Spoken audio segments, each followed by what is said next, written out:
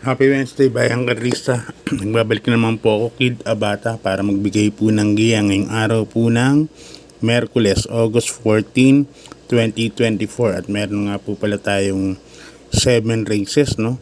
Na inihanda po ng MMTC and Pilracom para po sa atin. 7 races. Tapos mag-start ng karera. Ayun, regular schedule. Alas 5 ng hapon. Yung kamusta naman po yung pangarera yung Sunday. 2 dihado po ang nanalo. Number 7, Batang Cabrera, no? Tinalo po yung lalamado o outstanding na talaga na si Euroclidon, isang imported. Inunahan kasi ni Indis si Euroclidon.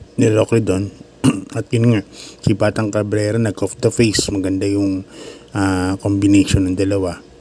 Anyway, congrats connections and Malibu Princess, no? Kay Kong Marvin Trillo, nanalo rin po.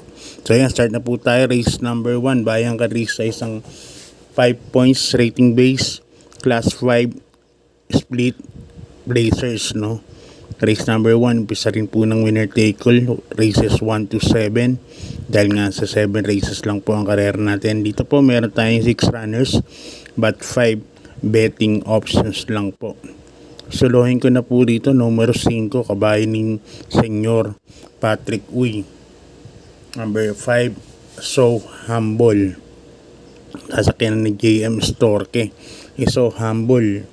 Last 2 runs, nakitaan ko na po ng asim, ng inam. So sa tingin ko, hitik na po sa, sa hinog na pala. Para manalo po rito sa mababang grupo na rating base class 5. Kasakay pa ni Jackie J.M. Storgos. Para sa akin, solo ko na po yan. Yung numero 5, So Humble. Yan. Kung tatanong kayo ng protection, kung marami kayong pangrota o forecast, ang forecast dyan yung couple entry na West Facol and Primero Soldado. Ito si Primero Soldado na segundo na po nakaraan sa mababang laban din, na tercero po nun si West Facol. Kaya yan ang forecast ko dyan, just in case tumaya ko ng forecast. Kaya pero sa race number 1, so solohin ko na po yan. Numero 5, So Humble. Lipat na po tayo sa race number 2, Bayang Karista, isang rating base class 5, 6 points to 10 point split group. Dito po may 8 runners po tayo. At umpisa po ng pick 6 from races 2 to 7. Yan. First case ko po rito, number 7, Smart Julian. Although marami kang makikita mabilis dito. Port Kennedy, Quincy, Lido Peace. Yan. Mabilis po yan. Daginding. Smart Julian, number 7. Pwede pong isunod yan. At alam ko na po naman po natin na mabilis po yung kabahay na yan. At bagay na bagay sa kanyang distansyang 1,200 meters para sa karera na ito. Kaya para sa akin, so first case ko yan, number 7, Smart Julian, sa company Charles Reyes, no. Second case ko, lalagay ako yung numero 3, Lady of Peace, na isang mabilis na kabayo. Dan L. Camanyero na po ang sasakay. Danny Boy, Jack Hammer ang sasakay yan. Number 3, Lady of Peace. Kung si Lady of Peace, maganda sa lida niyan at mauna, dahil napakabilis din po nito si Lady of Peace. Sa tingin ko, pwede po makachambang makarating po sa finish line. So para sa akin, suporta ko po yan sa number 7, Smart Julian. Kaya para sa race number 2, number 7, Smart Julian, and number 3, Lady of Peace. Okay, Bayang Karista, good luck. Lipat na po tayo sa karera numero 3, isang rating base class 4, 16 to 21 points split group. Umpisa rin po ng pick 5 natin from races 3 to 7. Dito po may 7 runners po tayo. At halos lahat po may panalo. Pera lang po yung uno, Gavel.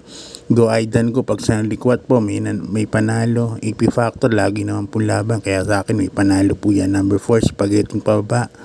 Yan, maganda na po ang tinatakbo lagi. Yan, mataas na grupo. Number 5, Family Affair. Casting up, tingin ko panguwarin po yan. Kelvin B. Abobo at saka Cash is King. Nasa ni John Paul Guse. Kaya para sa karera na to, race number 3, magmarami po tayo. Pero for use purposes po, ang pipiliin ko rito, numero 3, AP Factor. Unang-una, Mark Alvarez po, 1,200 meters lang po ang karera. Malamang pipilitin na po ni Mark Alvarez na kunin po yung unahan dito kay AP Factor. Kukunin niya na yung unahan. Dahil alam naman natin, may bilis yan sa AP Factor kahit medyo may edad na rin na po ng konti. At yan ang first case ko. Lalagay ako ng second case, number 5, Family Affair, sa ni Jackie Jordan Guerra. Ito, baka umabang lang po ito sa mauna, no, kay AP Factor. Kaya siya ang second case ko dyan. So, para sa race number 3, AP Factor, and number 5, Family Affair ang mga pili ko. Good luck po bayang Karisa. Lipat na po tayo sa race number 4. Isang rating base class 4, 16 points to 21 points. Umpisa rin ng peak 4 from races 4 to 7. 1,200 meters lang po ang karera natin dito. Kasi may 7 runners lang po ang naka-entry, no. Ang first case ko po rito, numero 3, Nards 23, sa ni Jackie J. Hernandez. May inam po itong kabahay na to. At sanay sa mga ganitong laban na 1,200 meters, pwede rin pong iuna, pwede rin pong isunod. Napaka-flexible ng kabahay na to. JB Hernandez pa po ang papatong, kaya sa tingin ko malaking malaki po ang panalo niya para sa akin. Ang second case ko ay number 4, Grand Monarch. Mark Alvarez ang sasakay. Si Grand Monarch, gamay ni Mark Alvarez yan. Hindi masyadong naiiwan kay Mark Alvarez yan. Pag ibahin nito ni Grand Monarch, medyo naiiwan. Pero kay Mark Alvarez na isasabay ni Mark Alvarez yung Grand Monarch. 1,200 meters pa ang karera. Bagay na bagay sa kanya. No, sakto. Kaya para sa akin sa race number 4, 3 and 4 ako. Number 3, Nards 23. And number 4, Grand Monarch. Good luck bayang Karisa. Lipat na po tayo sa karera numero 5, race number 5, isang rating base class 5, 6 points to 10 points split group. Dito may 9 runners po tayo, kaya ang distansya po natin 1,400 meters last daily double plus 1 lang po din, no? Ang first case ko po rito, yung numero 8, Sirsha. Yan. Segundo po kay Bohemian, last time yan, no? Isir siya. At maganda rin po ang numero. Mas magaling po yan pagka nasa labas ang tumatakbo. Kaya para sa akin, yan ang horse to beat po dyan. Number 8, Sirsha. Sinigunduhan yung Bohemian na napakalakas. Second case ko, number 3, Glenda's Magic. Sa ni John Alvin Guse. Yan, nakaraan ni Glenda's Magic. Inabot lang din po yan. Guro last 200 meters or so. Inabot lang po yan. Kaya sa tingin ko, pag hindi na po na lucha or na pressure sa first 800 meters, sa tingin ko kalaban na po nila yan. Number 3, Glenda's Magic. Kaya para sa akin, sa race number 5, number 8, Sirsha, and number 3, Glenda's Magic ang mga pili ko para sa karera numero 5. Good luck bayang Karista. Sana buba po ang inyong winner take all, no? Nagdating sa race na to. Okay, lipat na sa penultimate race. Bayang Karista, isang rating base class 5, 6 points to 10 points split group. Distance natin 1,400 meters. Dahil may siyam na entries po tayo para dito sa karera numero 6. Ang first case ko po rito, yung numero 2, na si Thriller. Yan, sasakay ni Jackie Eason L. Bautista. Diyan po ako lalagay, parang bumaba na po talaga sa laban, no? Etong kabahay na to si Thriller. Medyo mababa na yung competition niya para sa akin, na. Kaya sa mga magtitipid pa, para sa akin malaki po ang panalo niya. Number 2, Thriller, medyo lamang po yan para sa akin. Sasakay ni Eason L. Bautista. Second case ko, yung numero 9 na rin. Ito, suporta lang to sa tingin ko. Number 9, Iceman, sa ni Jackie Pabs Caballero. Alam niyo naman si Pabs, 2 weeks na po siya na Rider of the Week. Na alam naman natin si Pabs, pag nasa rekta na talagang napakainam magdala. pagpa battle to ano na talaga, to finish line na. Kaya para sa akin magandang suporta to sa mga may kapital. Number 9, Iceman. Pero sa akin lamang indos dito, Thriller. Para sa akin susuloyin ko na rin. So dito 2-9 po ako pili ko for these purposes. Lipat na po tayo sa ating last race.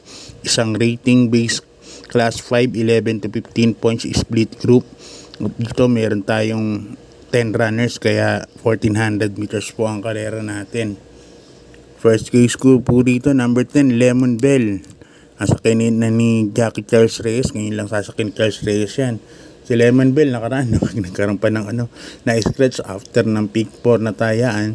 Pero yun nga, wala nang gusto sumakay na hinete dahil nga sabi ko nga sa inyo, sa Eco Serrano, nahulog po kay Magnifico the other day, no?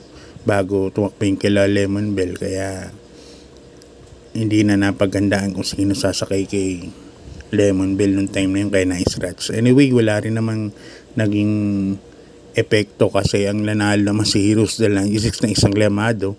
Kaya kung may parating kay Lemon Bell, sigurado tama rin po kayo na exotic events nyo. Yun po. Number 10, Lemon Bell para sa akin, first choice ko. Second choice ko, number 4, Vicio Magservicio. Mark Alvarez po ang sasakay. At ang aking third choice, maglalagay ako numero 5, Streisand. Tapos ni Jackie Gelsego Jr. Streisand, inabot lang po yan nung last race, no? At tingin ko silbing batak lang din po nakaraan. So hanggang dito lang Bayang Karista. God bless, maraming salamat po suporta sa Kids Exam.